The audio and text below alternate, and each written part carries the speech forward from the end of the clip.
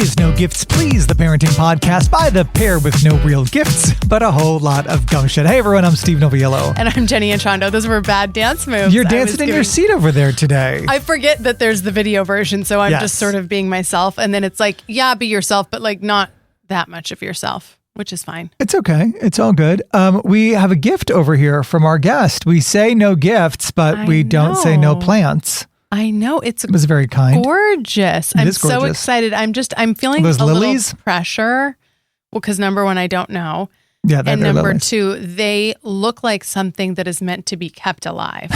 And it feels like this is added to my to-do list, and like this is my third child now. Well, guess what? This plant. As a good segue, I'll bet that with the proper nutrition and care, you can keep them alive. Oh, we welcome in Meriden Zerner. Thank you for the plant / responsibility. So let me tell you guys about Meriden. She is a registered dietitian.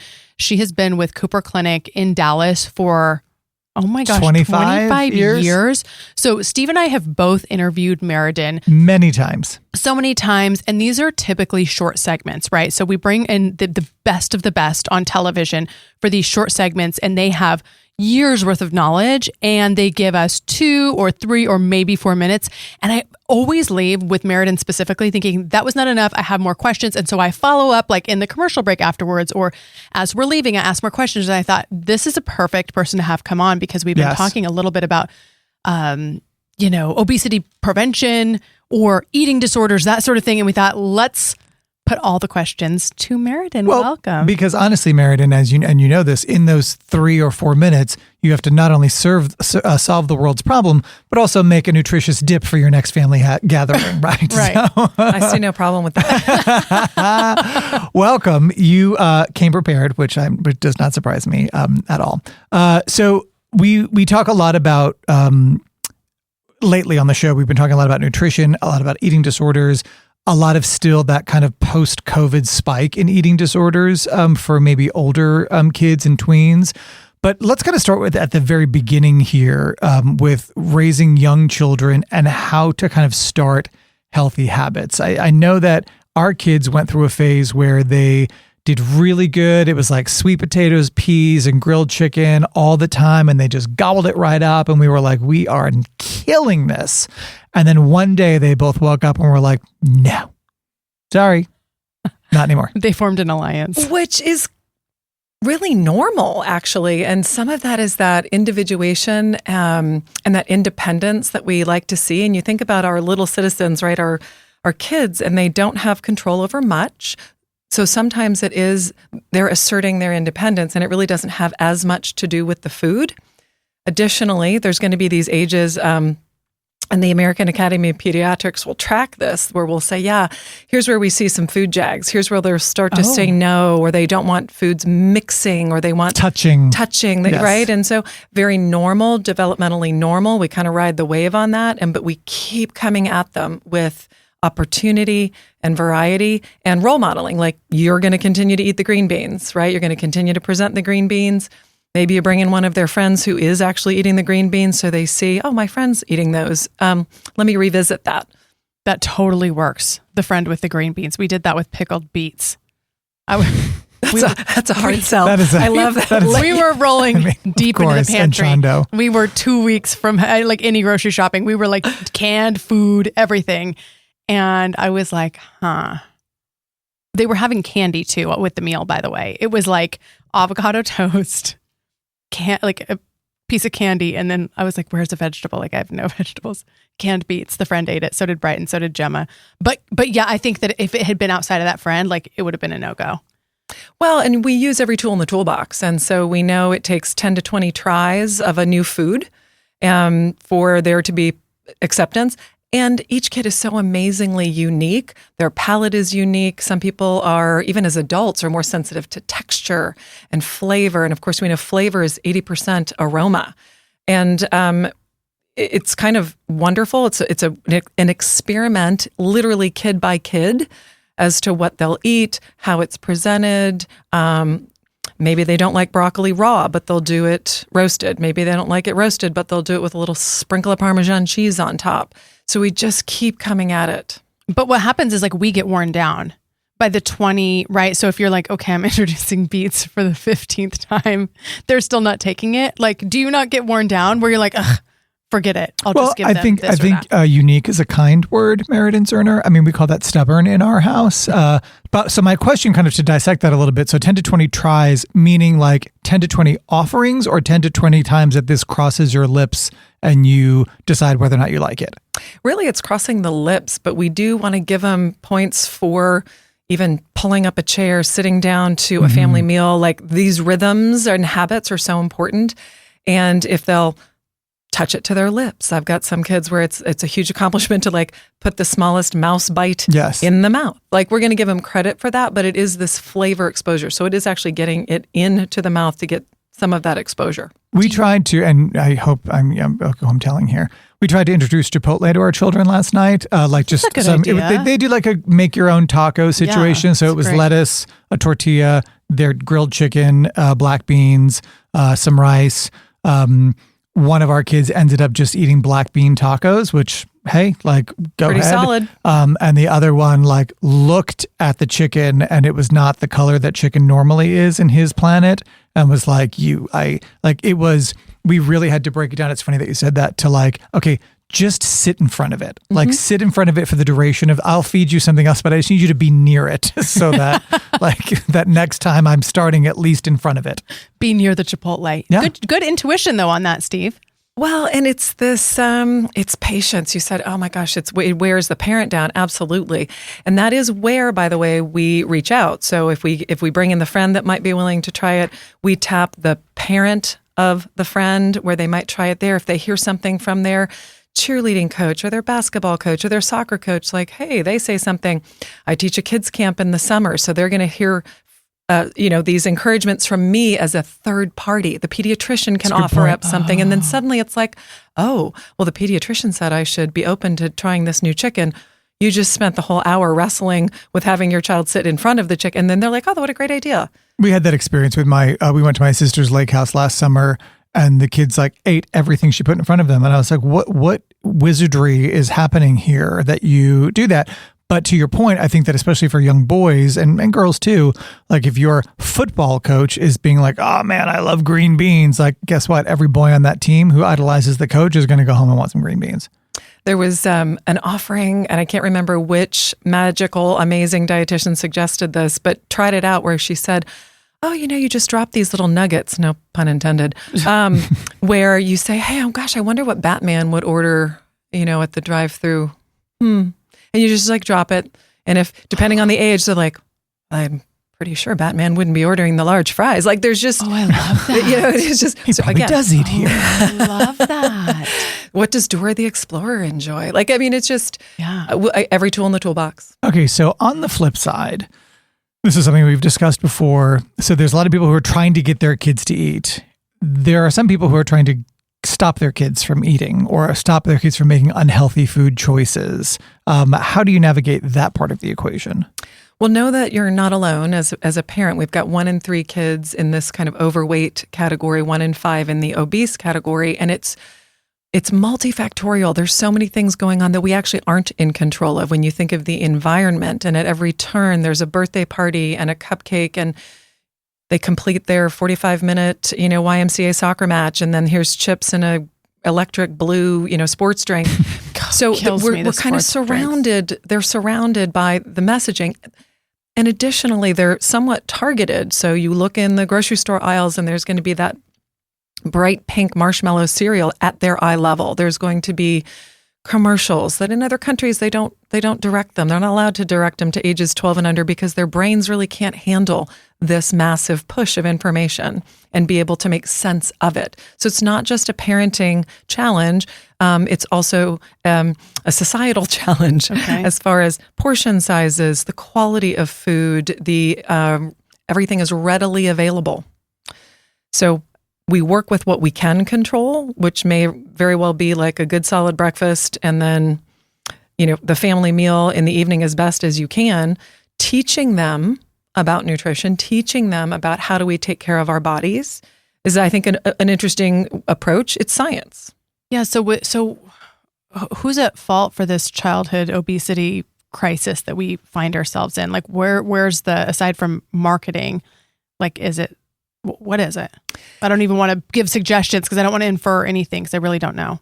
Yeah, and I think it's not that simple. I wish in a way it was. It's very complex as far as our own genetics. We can have conversations about if how the child was born, what they're seeded with in terms of their microbiome that can influence and affect their risk for being overweight or obese. You have to look at socioeconomics, like it's difficult at times to eat well because people will say it's more expensive. There's a lot going on. The quality of our food system, what we're feeding them in schools. There's just too many players or pieces in this puzzle to say that it's just one thing. Yeah, so that makes sense. Let me ask you this. We recently heard messaging about like young kids, 8, 9 years old. And the messaging was, hey, there are no 8 or 9 year olds that needs to lose weight. Your child at that age should not be trying to lose weight. You should wait it out, let them have a growth spurt and whatnot.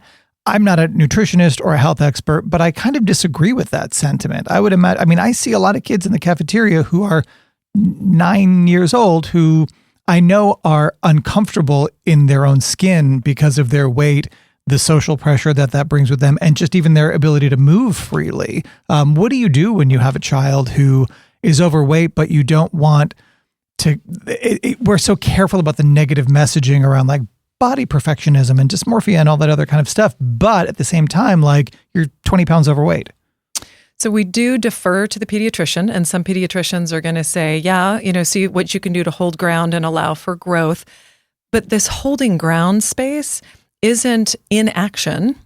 It is checking in on, are they moving their bodies enough? Do they have enough opportunity for movement? And you know what? It may not be the PE class. It may mean that we're going to the park and we're bike riding and swimming and trying to do some things where they feel safe within the family structure and don't feel so scrutinized or bullied, right?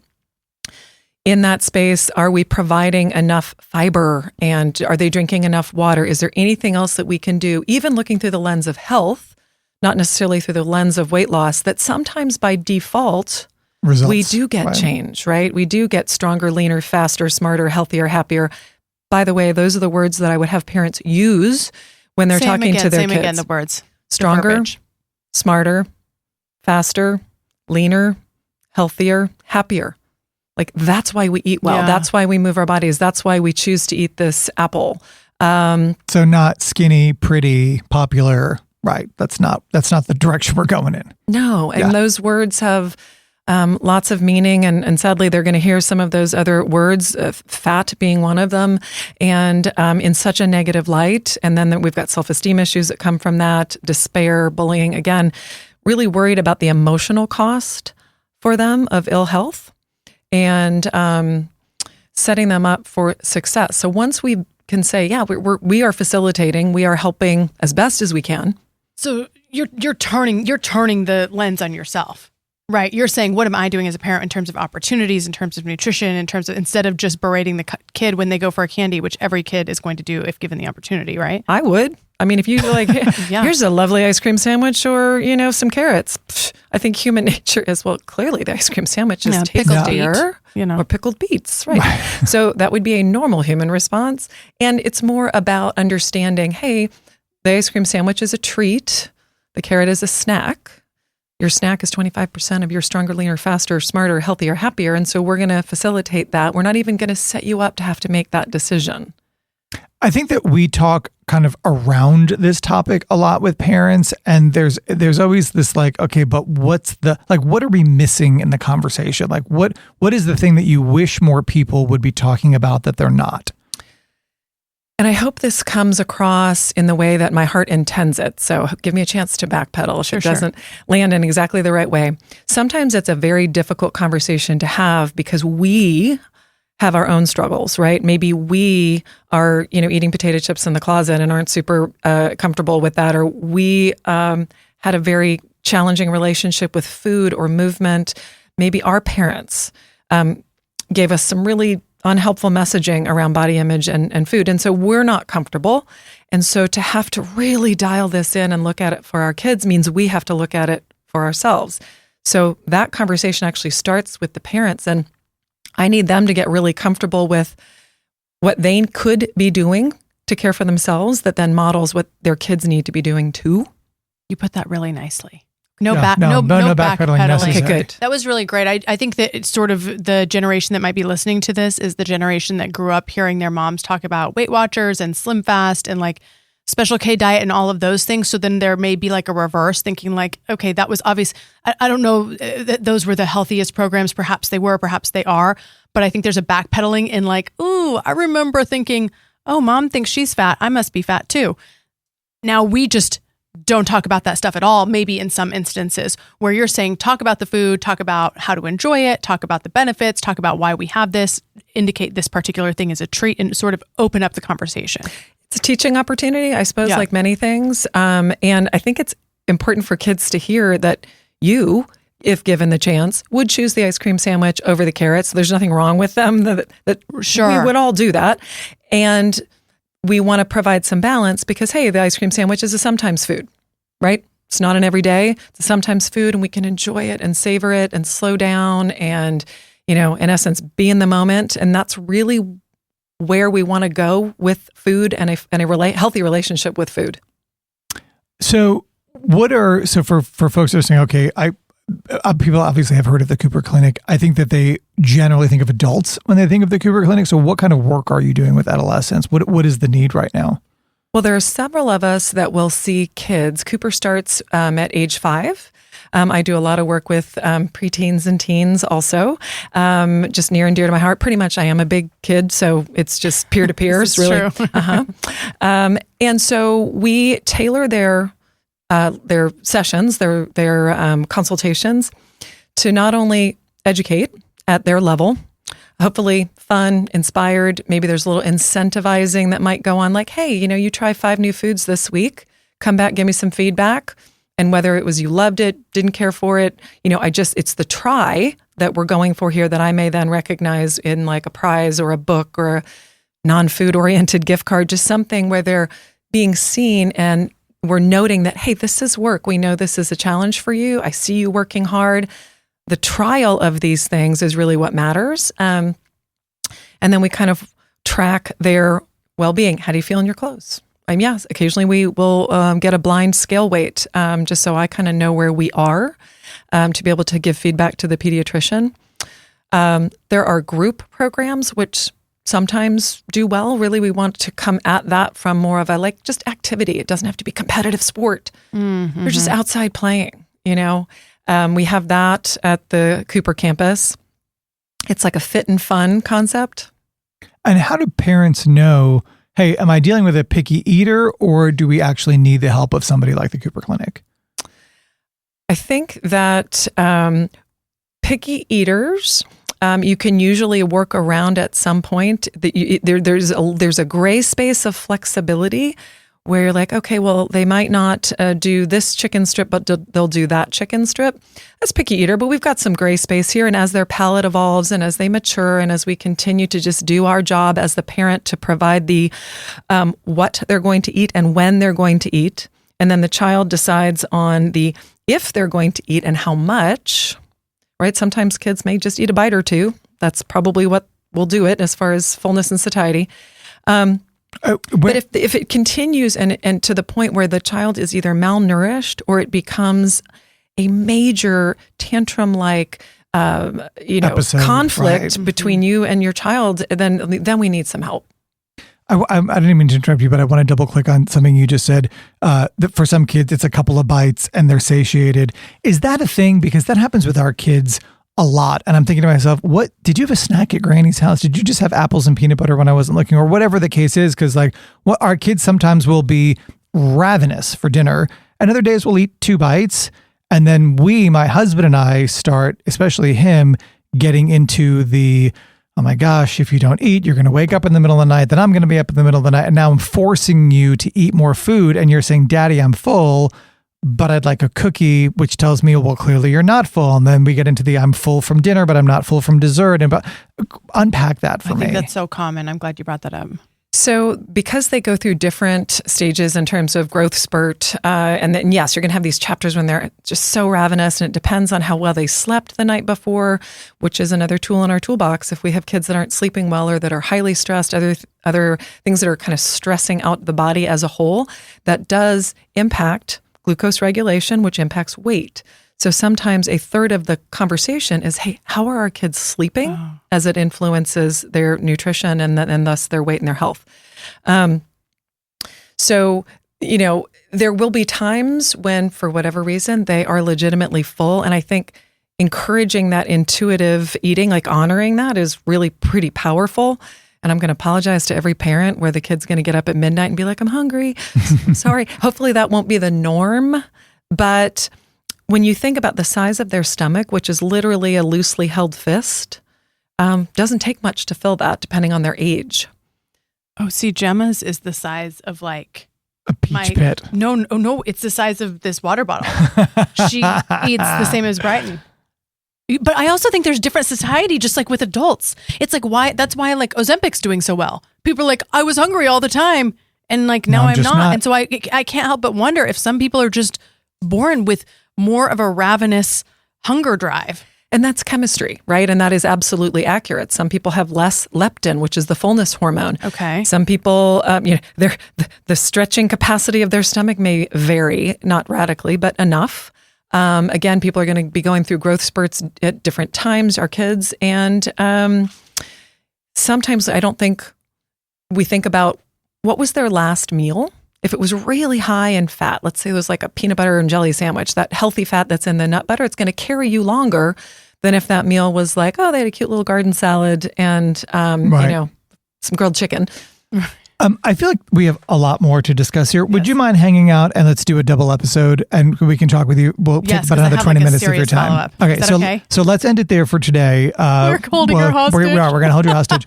Stay tuned. We're going to do a second episode with Meriden Zerner. In the meantime, you know the drill, 7 a.m., new episode every Tuesday morning on your favorite podcast platform. We always love when you come and join us. Click like and subscribe. And if you do nothing else today, go find yourself a friend you don't need to clean the house for. We'll see you next time.